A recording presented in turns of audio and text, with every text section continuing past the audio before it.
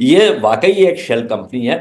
और ये जो सू चेंग क्वांग साहब हैं, जो सीईओ हैं गोल्ड अपोलो के, अ, इन्होंने जो है मंगल को, जो इनका न्यू ताइपे में, वहां पे इन्होंने मीडिया से बात की और इन्होंने कुछ मुख्तलिफ किस्म की बातें की उस गुफ्तगू में।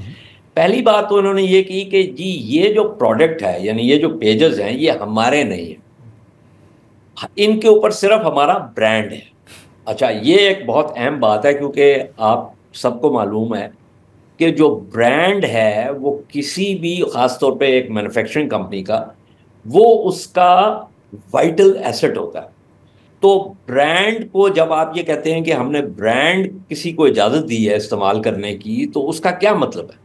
उसका मतलब ये है कि जब इस कंपनी ने सू साहब के पास जाके कहा कि जी हमने आपके पेजेस बनाने हैं, आप हमें अपना ब्रांड दें, तो कोई भी कंपनी उसके अंदर वो पूछेगी, अपनी ड्यू डिलिजेंस करेगी कि भाई आप कौन हैं, आपका फाइनेंशियल लेआउट के वो जो है ना, आउटलुक क्या है आपका, आप वो उनके वकील जो हैं वो देखेंगे, कि उनके टेक एक्सपर्ट्स देखेंगे। तो ये तो पूरा एक, इसके अंदर मल्टीपल मीटिंग्स होगी, इसके अंदर मतलब आप वो जैसे कहते हैं इची बिची वो देखेंगी, क्योंकि आप किसी को ब्रांड दे रहे हैं, हाँ, किसी को मतलब इतना आसानी लाइसेंसिंग से आप हाथ नहीं एग्रीमेंट झाड़ के सकते अपने। जरिए अपना ब्रांड दे रहे हैं।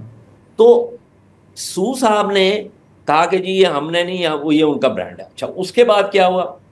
उन्होंने एक और बात की कि जी वो जो रेमिटेंस थी ना, वो जरा स्ट्रेंज सी थी। तो मीडिया ने पूछा क्या मतलब स्ट्रेंज सी थी? उन्होंने कहा जी वो जो पेमेंट्स हमें आ रही थी ना, वो मशरक वस्ता से आ रही थी। अच्छा, अच्छा जी, तो कोई सुर्ख झंडा जो है वो खड़ा नहीं हुआ आपकी कंपनी में कि जी ये रेमिटेंस जो है वो मिडल ईस्ट से क्यों आ रही है? फिर उन्होंने एक जगह पे ये कहा कि जी वो जो ये कंपनी है ना, ये यूरोप में है। तो सवाल पूछा गया कि जी किधर है ये? तो इसके इसका उन्होंने जवाब नहीं दिया। बाद में उन्होंने कहा कि जी ये बीएसई कंसल्टेंसी केएफटी है। अच्छा, फिर उसके बाद उससे मुकर गए। फिर एक जगह पे उन्होंने कहा ये जो मैं बातें कर रहा हूं कोई पहिया नहीं याद कर रहा, ये सारा रिकॉर्ड के ऊपर। फिर उन्होंने कहा कि जी ये हमारे पिछले 3 साल से एजेंट्स हैं।